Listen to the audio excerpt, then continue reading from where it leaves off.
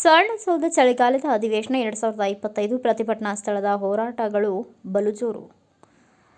ಬೆಳಗಾವಿ ಸುವರ್ಣಸೌಧದ ಚಳಿಗಾಲದ ಅಧಿವೇಶನದಲ್ಲಿ ವಿವಿಧ ಸಂಘಟನೆಗಳಿಂದ ಹೋರಾಟಗಳು ಹಾಗೂ ಮುಖಂಡರ ಹೇಳಿಕೆಗಳು ಭಾರಿ ಗಮನ ಸೆಳೆದವು. ವಿಶೇಷವಾಗಿ ಉತ್ತರ ಕನ್ನಡ ಜಿಲ್ಲೆಯ ಜೆಡಿಎಸ್ ಮುಖಂಡ ಸೂರಜ್ ಸೋನಿ ಮಾಸ್ತನಾಯಕ್ ನೇತೃತ್ವದಲ್ಲಿ ಶರಾವತಿ ಪಂಪ್ ಸ್ಟೋರೇಜ್ ಬಂದ್ ಹಾಗೂ ಮಲ್ಟಿ ಸ್ಪೆಷಾಲಿಟಿ ಆಸ್ಪತ್ರೆಗಾಗಿ ಹೋರಾಟ, ಕರ್ನಾಟಕ ರಾಜ್ಯದ ಆರ್ಎಂಪಿ ವೈದ್ಯರ ಸಂಘ, ಕ್ರೈಸ್ತ ಶಾಲಾ ಅತಿಥಿ ಶಿಕ್ಷಕರ ಸಂಘ, ಅಖಿಲ ಕರ್ನಾಟಕ ಚರ್ಮಕಾರರ ಸಂಘ ಹೀಗೆ ಹಲವಾರು ಸಂಘಟನೆಗಳು ಹಾಗೂ ರೈತ ಮುಖಂಡರು ಆದ ಚೂನಪ್ಪ ಪೂಜೇರಿ, ರವಿ ಪಾಟೀಲ್ ಹೇಳಿಕೆಗಳು ಭಾರಿ ಗಮನ ಸೆಳೆದವು. ನಮ್ಮ ನ್ಯೂಸ್ ಸಮೂಹದ ರಾಜ್ಯ ಉಪಸಂಪಾದಕ ಬಸವರಾಜು ಸಮಗ್ರವಾಗಿ ವರದಿ ತಯಾರಿಸುವ ಜೊತೆಗೆ ಇವರ ಹೋರಾಟಕ್ಕೆ ಬೆಂಬಲ ಕೊಟ್ಟರು.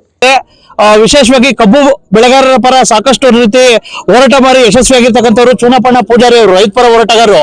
ಮತ್ತೆ ಇದ್ರ ಜೊತೆಗೆ ಸಾಕಷ್ಟು ರೈತ ಪರ ಸಂಘಟನೆಗಳು ಸೇರಿದರೆ ಬನ್ನಿ ಅವರು ಇವತ್ತು ಯಾವ ಉದ್ದೇಶಗಳಿಗೆ ಯಾವ ವಿಷಯಗಳ ಪರವಾಗಿ ಹೋರಾಟ ಮಾಡ್ತಾವ್ರೆ ಸಮಸ್ಯೆಗಳಿಗೆ. ಸರ್ ನಮಸ್ತೆ.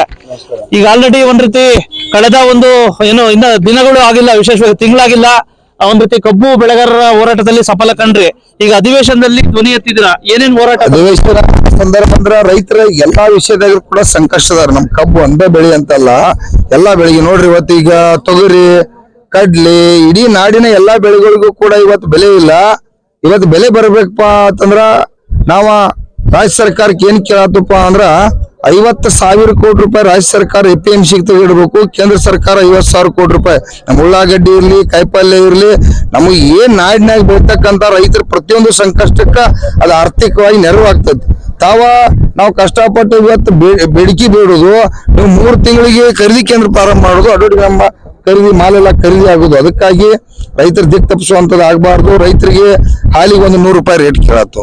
ಯಾಕಂದ್ರೆ ಹಾಲ ಸಾಮಾನ್ಯವಾದ ತ್ರಾಸ ಇಲ್ಲ. ಇವತ್ತು ದನಕರ ಮೇಯಿಸ್ಬೇಕಾದ್ರೆ ಆ ರೈತ ಎಷ್ಟು ಸಂಕಷ್ಟದಾಗ ಅದನ್ನು ಓದೋದು. ಅದಕ್ಕಾಗಿ ರಾಜ್ಯದ ಮುಖ್ಯಮಂತ್ರಿ ಹಾಲಿಗೆ ಕೂಡ 100 ರೂಪಾಯಿ ಮಾಡ್ಬೇಕು. ವಿದ್ಯುತ್ ಹಗಲಿ 12 ತಾಸಲ್ಲಿ ಕರೆಂಟ್ ಕೇಳತ್ತು. ರಾತ್ರಿ ಹೊತ್ತು ನೀರ್ ಹಸಕ್ ಆಗುದಿಲ್ಲ. ಇಂತ ಚಳಿ ಅಂತ ಸಂದರ್ಭದಾಗ ಯಾರ್ಯಾರು ಸಾಧ್ಯ ಐತೆನಾ ಹೊರಗೆ ಬರ್ಲಿಕ್ಕೆ ಸಾಧ್ಯ ಇಲ್ಲ. ನಾವು ಭೂಮಿಯನ್ನು ನೀರು ಹಾಸ್ಲೇಬೇಕು, ಯಾಕಂದ್ರೆ ಬದುಕಕ್ ಆಗುದಿಲ್ಲ. ಸಾಕಷ್ಟು ತೊಂದರೆ ಐತಿ. ಹಗಲಿ 12 ತಾಸು ಮುಖ್ಯಮಂತ್ರಿ ಕರೆಂಟ್ ಕೊಡಬೇಕು. ಅಕ್ರಮ ಸಕ್ರಮ ಅನ್ನುವಂತ ಏನ್ ಸ್ಕೀಮ್ ಬಂದ್ ಮಾಡ್ಯಾರು ಅದನ್ನು ಕೂಡ ಮುಂದುವರಿಸಬೇಕು. ಹೀಗೆ ನಾಡಿನ 30 ನೀರಾವರಿ ಯೋಜನೆಗಳು ಬಹಳಷ್ಟು ವಿಳಂಬಗ್ಯಾವ. ಎಲ್ಲಾ ನಾಡಿನ 31 ಜಿಲ್ಲೆಗಳ ಜ್ವಲಂತ ಸಮಸ್ಯೆಗಳ ಬದಲು ಇವತ್ತ ಸಮಸ್ಯೆ ಬಗೆಹರಿಸಬೇಕು. ಇಲ್ಲೇ ರಾಜ್ಯದ ಮುಖ್ಯಮಂತ್ರಿ ಬರ್ಬೇಕಂತ ಇವತ್ತು ಒತ್ತಾಯ ಮಾಡ್ತಾ ಇದ್ದೀವಿ. ಇನ್ನ ವಿಶೇಷವಾಗಿ ಯಾವ್ಯಾವ ಸಂಘಟನೆಗಳು ನಿಮ್ಗೆ ಇದ್ ಮಾಡಿದ್ರು ಸರ್? ಎಲ್ಲ ಸಾಮೂಹಿಕವಾಗಿ ನಾವ ಶಶಿಕಾಂತ್ ಗುರೂಜಿ ಅವರ ನೇತೃತ್ವದಾಗ ಹೋರಾಟ ಇಟ್ಟದು, ಎಲ್ಲಾ ರೈತರಿಗೆ ಕರೆ ಕೊಟ್ಟದು. ಯಾರು ಬಂದ್ರು ಕೂಡ ಇಲ್ಲಿ ಮುಕ್ತ ಅವಕಾಶ ಐತಿ, ಎಲ್ಲರನ್ನು ಕೂಡ ಗೌರವಿಸ್ತೀವಿ. ಅಧಿವೇಶನ ಹೋರಾಟ ಮಾಡ್ತಾ ಇದ್ರು, ಏನಾದ್ರು ಬಗೆಹರಿದಿದಾವ? ಸಾಕಷ್ಟು ಕೆಲಸಗಳು ಸಫಲ ಏನೂ ಇಲ್ಲ. ಇವ್ರು 4 ದಿವಸ ಇವತ್ತು ಕಾಲಹರಣ ಮಾಡಿದಾರೆ. ಯಾಕಂದ್ರೆ ಇದು ರೈತರ ಅಧಿವೇಶನ ಆಗ್ತಾ ಇಲ್ಲ. ಅದು ಅವರ 224 ಮಂದಿ ಸರಿಯಾಗಿ ಹಾಜರು ಆಗ್ತಾ ಇಲ್ಲ.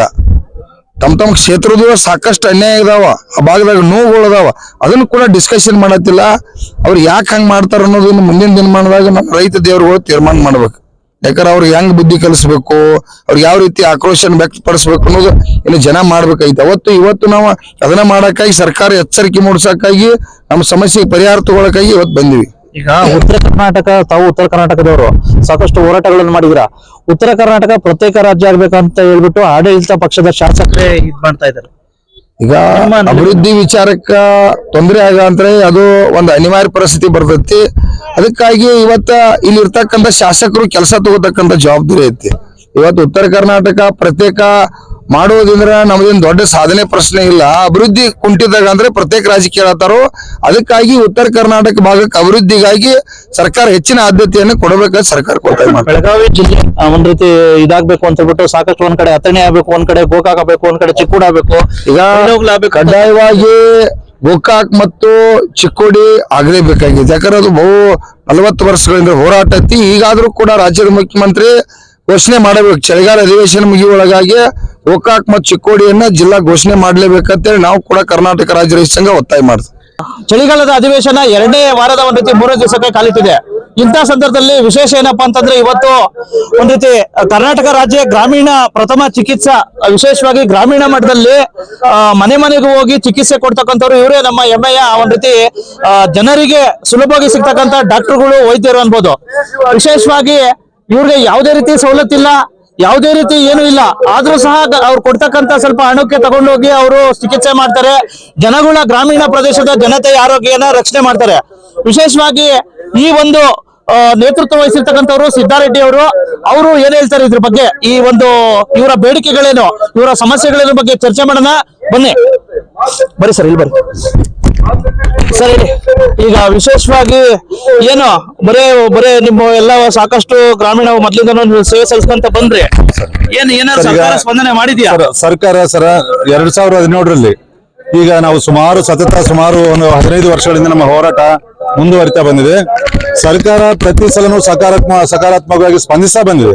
ಆದ್ರೆ ಅದರಲ್ಲಿ ಏನಾಯ್ತು ಅಂದ್ರೆ, ಮುಖ್ಯವಾಗಿ ರಮೇಶ್ ಕುಮಾರ್ ಸಾಹೇಬರು ಆರೋಗ್ಯ ಸಚಿವರಾಗಿದ್ದಾಗ ನಮ್ಮ ಒಂದು ಗ್ರಾಮೀಣ ಪ್ರಥಮ ಚಿಕಿತ್ಸೆ ಅವಶ್ಯಕತೆ ಇದೆ ಅಂತೇಳಿ ಅವ್ರು ಏನ್ ಮಾಡಿದ್ರು, ಎಲ್ಲರಿಗೆ ಒಂದು ತರಬೇತಿ ಕೊಟ್ಟು ಮಿಡ್ ಲೆವೆಲ್ ಹೆಲ್ತ್ ಪ್ರೊವೈಡರ್ಸ್ ಅಂತೇಳಿ ಗ್ರಾಮೀಣ ಚಿಕಿತ್ಸಕರು ಅಂತೇಳಿ ನಾವು ಒಂದಿಷ್ಟು ಲಿಮಿಟೇಷನ್ ಮೇಲೆ ತರಬೇತಿ ಕೊಡ್ತೀವಿ ಅಂತೇಳಿ ಅವರು ಒಂದು ಜೀವನ ಪಾಸ್ ಮಾಡಿದಿರ್ತಾರೆ. ಶಾಲಿನಿ ಮೇಡಮ್ ಅವರಿಗೆ ಪ್ರೆಸೆಂಟ್ ಏನು ಚೀಫ್ ಸೆಕ್ರೆಟರಿ ಇದಾರೆ, ಮೇಡಮ್ ಅವರು ಪ್ರಿನ್ಸಿಪಲ್ ಸೆಕ್ರೆಟರಿ ಇದ್ರು.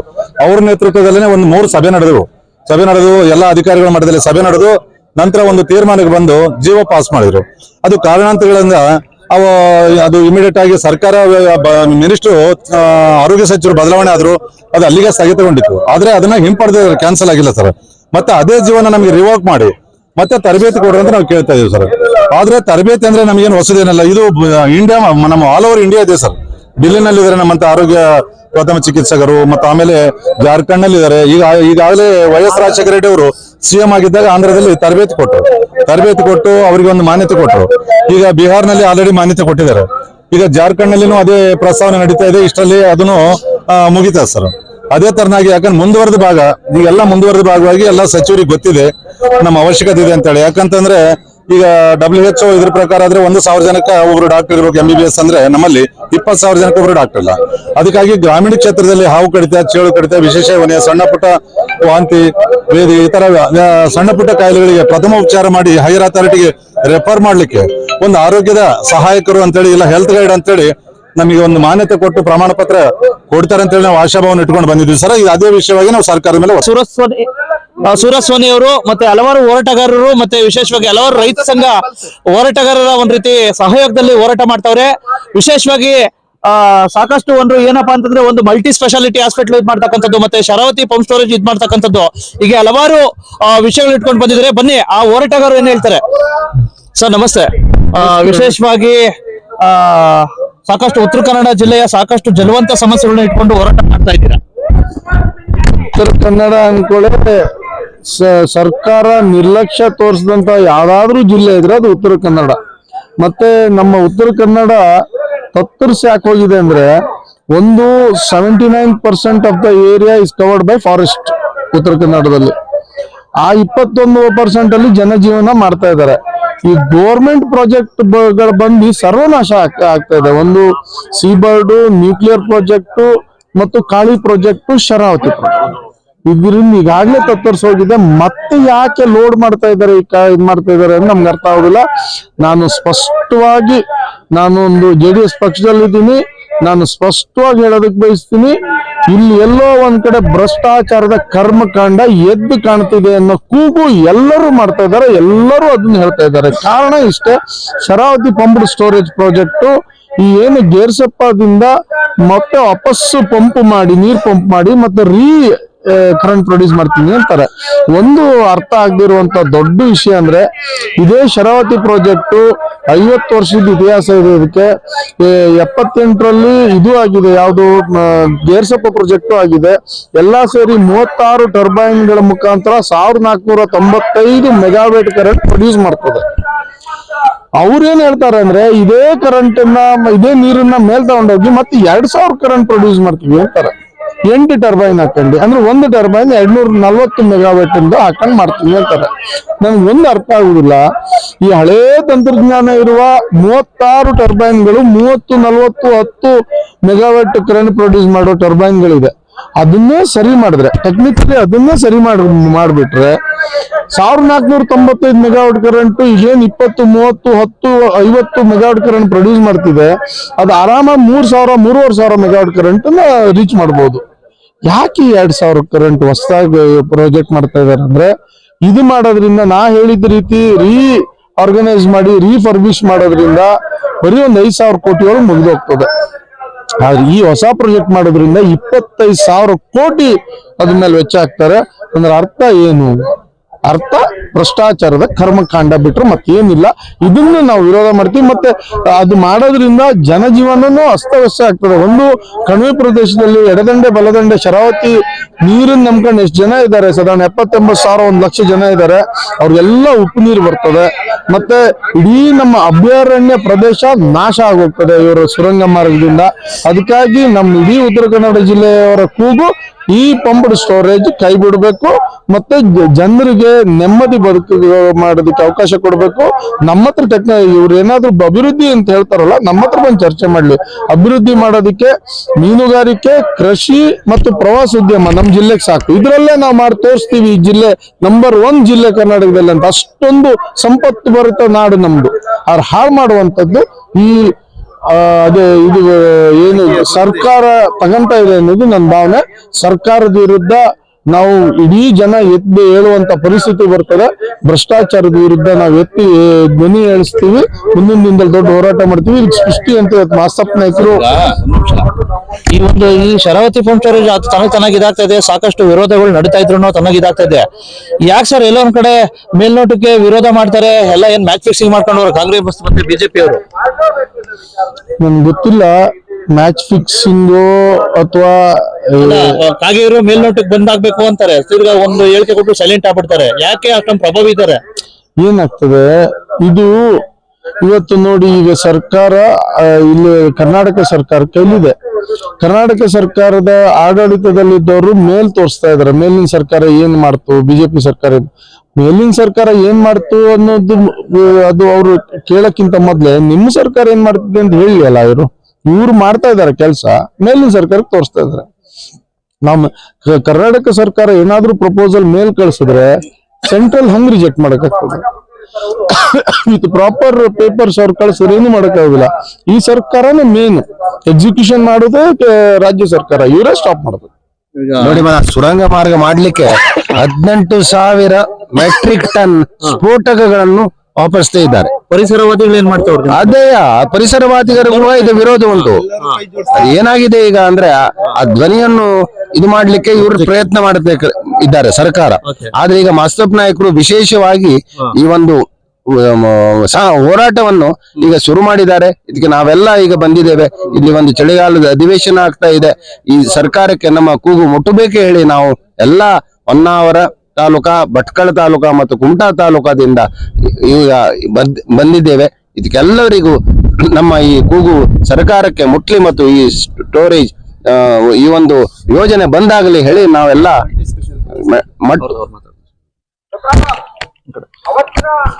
ಸರ್ ಹೇಳಿ. ಇಷ್ಟೆಲ್ಲ ಆಗ್ತಾ ಇದೆ, ಯಾಕೆ ನಿಮ್ಮ ಜಿಲ್ಲಾ ಉಸ್ತುವಾರಿ ಸಚಿವರ ಮೌನ? ಶರಾವತಿ ಪಂಪ್ಡ್ ಸ್ಟೋರೇಜ್ ಯೋಜನೆ ಬೇಕು ಅಂತ ಇದುವರೆಗೆ ಯಾವೊಬ್ಬ ನಾಗರಿಕರು ಉತ್ತರ ಕನ್ನಡದಿಂದ ಕೇಳಿಲ್ಲ. ಆದ್ರೆ ಮಲ್ಟಿ ಸ್ಪೆಷಾಲಿಟಿ ಹಾಸ್ಪಿಟಲ್ ಬೇಕು ಅನ್ನೋದು ನಾನಾ ವರ್ಷಗಳಿಂದ ಹೋರಾಟ ಬರ್ತಾ ಇದೆ. ಆದ್ರೆ ಯಾರು ಸಹಿತ ಇದಕ್ಕೆ ಸಂಬಂಧಪಟ್ಟವ್ರು ಯಾರು ಸಹಿತ ಧ್ವನಿ ಎತ್ತಿಲ್ಲ. ಬಟ್ ಆದ್ರೆ ಈಗ ರಾಜಕಾರಣಿಗಳು, ಉದಾಹರಣೆಗೆ ನಮ್ಮ ಮಂಕಾಳ ವೈದ್ಯರು ಇರ್ಬೋದು, 3 ಅಧಿವೇಶನ ಆಯ್ತು, ಮಳೆಗಾಲದ್ದು, ಚಳಿಗಾಲದ್ದು, ಬೇಸಿಗೆಗಾಲದ್ದು. ಯಾವುದೇ ಒಂದು ಅಧಿವೇಶನದಲ್ಲೂ ಇವರು ಧ್ವನಿ ಎತ್ತಿಲ್ಲ. ಶರಾವತಿ ಪಂಪ್ಡ್ ಸ್ಟೋರೇಜ್ ಇರ್ಬೋದು, ಮಲ್ಟಿ ಸ್ಪೆಷಾಲಿಟಿ ಹಾಸ್ಪಿಟಲ್ ಇರ್ಬೋದು, ಧ್ವನಿ ಎತ್ತಿಲ್ಲ. ಅಂದ್ರೆ ಇವರು ಸಂಪೂರ್ಣವಾಗಿ ಹಿಂಬದಿಯಿಂದ ಸೂಟ್ ಕೇಸ್ ರಾಜಕಾರಣ ಮಾಡ್ತಾ ಇದ್ದಾರೆ. ಸೊ ನಮ್ಗೆ ಇವರು ವೈಯಕ್ತಿಕವಾಗಿ ಮಾಡ್ತಾರ ಅಂತ ಹೇಳಿದ್ರೆ ಇವ್ರು ಮಾಡಿ ತೋರಿಸಬಹುದಿತ್ತಲ್ಲ. ಯಾಕೆ ಇವ್ರು ಮಾಡ್ತಾ ಇಲ್ಲ? ಇವ್ರು ಯಾಕೆ ಧ್ವನಿನೂ ಎತ್ತುತ್ತಲ್ಲ? ಇವ್ರು ಮಾಡಿಕಾಗಿಲ್ಲ ಅಂತ ಹೇಳಿದ್ರೆ ಅಧಿವೇಶನದಲ್ಲಿ ಇವರು ಧ್ವನಿ ಎತ್ತಬೇಕಾಗಿತ್ತು. ಅಧಿವೇಶನದಲ್ಲಿ ಧ್ವನಿ ಎತ್ತುತ್ತಲ್ಲ. ಅದಕ್ಕೋಸ್ಕರ ನಮ್ಗೆ ಅವರು ಧ್ವನಿ ಎತ್ತಿದ ಕಾರಣದಿಂದ ನಾವಿಲ್ಲಿ ಬಂದು ಇವತ್ತು ಹೋರಾಟಕ್ಕೆ ಇಳಿಬೇಕಾಗಿದೆ. ಇದ್ರ ಮಾತ್ರ ಅಲ್ಲ, ಇನ್ನೂ ಸಂಪೂರ್ಣವಾಗಿ ಮುಂದಿನ ಹಂತದಲ್ಲಿ ಬೇರೆ ರೀತಿಯಿಂದ ನಾವು ಹೋರಾಟಕ್ಕೆ ಇಳಿತೇವೆ. ಯಾವುದೇ ಕಾರಣಕ್ಕೂ ಶರಾವತಿ ಪಂಪ್ ಸ್ಟೋರೇಜ್ ಯೋಜನೆ ಮಾಡ್ಲಿಕ್ಕೆ ಬಿಡುದಿಲ್ಲ.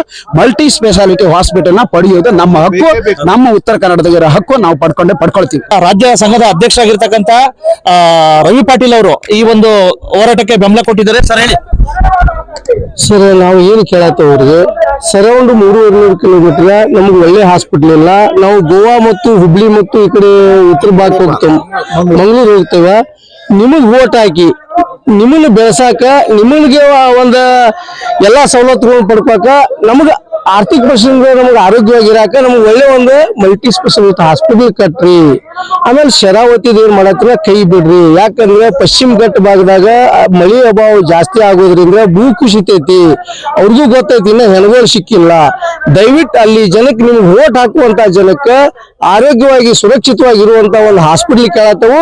ಅದನ್ನ ಸರ್ಕಾರ ಯಾವುದೇ ಇರಲಿ ಪಕ್ಷಾತೀತವಾಗಿ ಇದಕ್ಕೆ ಬೆನ್ನು ಹತ್ತಿಕಾರ ಅಲ್ಲಿ ಜನರ ಹಿತಾದೃಷ್ಟಿ ಕಾಪಾಡುವ ನಿಟ್ಟಿನೊಳಗ ಜನರು ಉಳಿಸುವಂತ ನಿಟ್ಟಿನೊಳಗೆ ಕೆಲಸ ಮಾಡ್ಬೇಕಂತೇಳಿ ಈ ಕೇಂದ್ರ ಮತ್ತು ರಾಜ್ಯ ಸರ್ಕಾರಕ್ಕೆ ಒತ್ತಾಯ ಮಾಡ್ತೇವೆ. ಮತ್ತೆ ಈಗ ನಿರಂತರ ಹೋರಾಟಕ್ಕೆ ನಾವು ಎಲ್ಲಾ ರೈತರು ನಾವು ಬೆಂಬಲ ಕೊಡ್ತೇವೆ. ಅಲ್ಲಿ ಹಾಸ್ಪಿಟಲ್ ಉತ್ತರ ಕನ್ನಡ ಇದು ಮಲ್ಟಿ ಸ್ಪೆಷಾಲಿಟಿ ಹಾಸ್ಪಿಟಲ್ ಮಾಡಕ್ ನಾವು ನಿಷಿದ್ಧವಾಗಿ ನಿಲ್ತೇವಂತ ಸರ್ಕಾರಕ್ಕೆ ಹೆಸರ ಕೊಡ್ತೇವೆ ನಾವು. ಈಗ ನನ್ನ ಸಹೋದರ ಜಿಲ್ಲೆಯ ಸಾಕಷ್ಟು ಸಮಸ್ಯೆಗಳು ಸಹ ಇದ್ರೂ ಸಹ ಇಲ್ಲೊಂದ್ ಕಡೆ ನನ್ನ ಲೋಕಸಭಾ ಕ್ಷೇತ್ರಕ್ಕೆ ವ್ಯಾಪ್ತಿಗೆ ಬರುತ್ತೆ. ಹಾಗಾಗಿ ಪತ್ರಕರ್ತನಾಗಿ ಹೋರಾಟಗಾರನಿಗೆ ನಾನು ಸಹ ಇವ್ರ ಹೋರಾಟಕ್ಕೆ ಬೆಂಬಲ ಕೊಡ್ತಾ, ಹೌದು, ವಿಶೇಷವಾಗಿ ಉತ್ತರ ಕನ್ನಡ ಜಿಲ್ಲೆಗೆ ಸಾಕಷ್ಟು ಅನ್ಯಾಯ ಆಗ್ತಾ ಇದೆ. ಇಲ್ಲೊಂದ್ ಕಡೆ ಕೇಂದ್ರ ಸರ್ಕಾರಕ್ಕೆ ಮತ್ತೆ ರಾಜ್ಯ ಸರ್ಕಾರ ವಿಷಯಕ್ಕೆ ಬಂದಾಗ ಬರೇ ಆ ಪ್ರವಾಸೋದ್ಯಮಕ್ಕೆ ಮತ್ತೆ ಬರೇ ಅವರ ಇದಕ್ ಮಾತ್ರ ಬರೇ ಉಪಯೋಗಿಸ್ಕೊತಾರೆ. ಅದು ರಾಜ್ಯ ಸರ್ಕಾರ ಇರ್ಬೋದು, ಕೇಂದ್ರ ಸರ್ಕಾರ ಇರ್ಬೋದು. ಸಾಕಷ್ಟು ಈಗ ನೋಡಿ, ಕಳೆದ ಬಾರಿ ನಾನೇ ಪ್ರಸ್ತಾಪ ಮಾಡಿಸಿದ್ದ ಅಧಿವೇಶನದಲ್ಲಿ ಅದ್ಯಾರೋ ಶಿವಾನಂದ್ ಕಡ್ತೋಲ್ಕರ್ ಅಂತ ಹೇಳ್ಬಿಟ್ಟು ಅನರ್ಹ ಏನು ವೈದ್ಯಕೀಯ ಇದ್ದಿದ್ರು. ಅವಾಗ ನಾನೇ ಅಧಿವೇಶನದಲ್ಲಿ ಪ್ರಸ್ತಾಪ ಮಾಡಿಸಿದ್ದೆ. ಆನಂತರ ಹೊರಟೋದ್ರು ಬಿಡಿ. ಇವತ್ತು ದೊಡ್ಡ ಒಂದ್ ರೀತಿ ಜಿಲ್ಲೆ ಉತ್ತರ ಕನ್ನಡ ಜಿಲ್ಲೆ ಸಾಕಷ್ಟು ಅರಣ್ಯ ಪ್ರದೇಶದ ವ್ಯಾಪ್ತಿಯಲ್ಲಿ ಬರ್ತವೆ, ಗ್ರಾಮೀಣ ಪ್ರದೇಶದಲ್ಲಿ, ಅರಣ್ಯ ಪ್ರದೇಶದಲ್ಲಿ. ಇಂಥ ಸಂದರ್ಭದಲ್ಲಿ ಸಾಕಷ್ಟು ಏನಾರಾದ್ರೆ ದೂರದ ಒಂದ್ ರೀತಿ ಕಾರವಾರ್ಗೆ ಹೋಗ್ಬೇಕು, ಏನೋ ಅಲ್ಲಿರ್ತಕ್ಕಂಥ ಹಾಸ್ಪಿಟ್ಲ್ಗೆ. ಈಗ ಅಲ್ಲಿರ್ತಕ್ಕಂಥ ಹಾಸ್ಪಿಟ್ಲ್ಗೆ ಏನಕ್ಕೆ ತುರ್ತು ಚಿಕಿತ್ಸೆಗೆ ಅಲ್ಲಿ ಮಲ್ಟಿ ಸ್ಪೆಷಾಲಿಟಿ ಹಾಸ್ಪಿಟ್ಲ್ ಆಗ್ಲಿ ಅಂತ ಹೇಳ್ಬಿಟ್ಟು ಸಾಕಷ್ಟು ಹೋರಾಟಗಾರರು ವಿವಿಧ ರೀತಿಯಲ್ಲಿ ಹೋರಾಟ ಮಾಡಿದ್ರು, ಪಾದಯಾತ್ರೆ ಮಾಡಿದ್ರು. ಇವಾಗ ಅಣ್ಣನವರಾಗಿರ್ತಕ್ಕಂಥ ಏನು ಮುಖಂಡರಾಗಿರ್ತಕ್ಕಂಥ ಸೋನಿಯಾ ಅಣ್ಣವರು ಸಹ ಸಾಕಷ್ಟು ಒಂದ್ ರೀತಿ ಹೋರಾಟಗಳನ್ನ ಧ್ವನಿ ಎತ್ತಿದ್ದಾರೆ. ಇಂಥ ಸಂದರ್ಭದಲ್ಲಿ ಅದ್ ಯಾಕೆ ಏನು ಮಂಗಳ ವೈದ್ಯವರು ಬರೇ ಸಮುದ್ರ ಕಂಡ್ರೆ ಬಿಟ್ಟು ಈಜಾಡ್ತಾರೆ, ಪರಂತು ನೀವ್ ಎಲ್ಲಿ ಕೆಲಸ ಮಾಡಿದೀರಾ ಮಂಗಳ ವೈದ್ಯವರೇ? ಮೊನ್ನೆ ನಿಮ್ ಸಂದರ್ಶನ ತಗೊಳಕ್ ಹೋದ್ರೆ ಬತ್ತೆ ಅಂತ ಹೇಳ್ಬಿಟ್ಟು ಹೊಂಟೋಯ್ತಿರಲ್ಲ ನೀವು. ನಿಮ್ಗೆ ಏನಾಗಿದೆ ಉತ್ತರ ಕನ್ನಡ ಜಿಲ್ಲೆ ಬಗ್ಗೆ? ನಿಮ್ಮ ಉತ್ತರ ಕನ್ನಡ ಜಿಲ್ಲೆನೇ ಇದಾಗ್ತಾ ಇದೆ ನೋಡಿ. ಆ ಶರಾವತಿ ಪಂಪ್ ಸ್ಟೋರೇಜ್ ಇಂದ ಏನ್ ಉಪಯೋಗ, ಏನಾಗಬೇಕಾಗಿತ್ತು? ಜನಗಳು ಚೆನ್ನಾಗಿದ್ರು, ಮತ್ತೆ ಅಲ್ಲಿರ್ತಕ್ಕಂಥ ಪ್ರಾದೇಶಿಕ ಒಂದ್ ರೀತಿ ಅಸಮತೋಲನ, ನೈಸರ್ಗಿಕ ಅಸಮತೋಲನ ಆದ್ರೆ ಯಾರೇ ಜವಾಬ್ದಾರಿ? ಆಯ್ತಾ, ಇವೆಲ್ಲ ಮನಗಾಣಬೇಕು ದಯವಿಟ್ಟು. ಇಂಥ ಸಂದರ್ಭದಲ್ಲಿ ಎಲ್ಲಾ ಶಾಸಕರು ಏನ್ ಮಾಡ್ತಾವ್ರೆ? ಯಾಕೆ ಒಂದ್ ರೀತಿ ಸಬಲೀಕರಣವಾಗಿ ಯಾಕೆ ಗಡ್ಸಗೆ ಯಾಕೆ ಧ್ವನಿ ಎತ್ತ ಇಲ್ಲ ಅಂತಕ್ಕಂಥದ್ದು ನನ್ನ ಪ್ರಶ್ನೆ. ನೀವೆಲ್ಲ ಕರೆಕ್ಟ್ ಆಗಿದ್ರೆ ಈ ಹೋರಾಟಗಾರರು ಇಲ್ಲಾಕ್ ಬರ್ತಿದ್ರು? ಆಯ್ತಾ, ಹಾಗಾಗಿ ದಯವಿಟ್ಟು ಇದನ್ನ ಬಂದ್ ಮಾಡ್ಬೇಕು.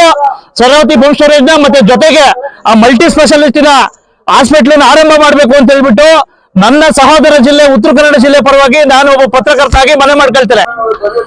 ನನ್ನ ಸ್ನೇಹಿತ ಬಳ್ಳಾರಿ ಜಿಲ್ಲೆಯ ಶಿರಗುಪ್ಪ ತಾಲೂಕಿನ ವಸಂತ್ ಅಂತ ಹೇಳ್ಬಿಟ್ಟು RMP ಒಂದ್ ರೀತಿ ವೈದ್ಯರ ಸಂಘದ ಅಧ್ಯಕ್ಷ, ಅವನು ಕಾಲ್ ಮಾಡಿದ್ದ.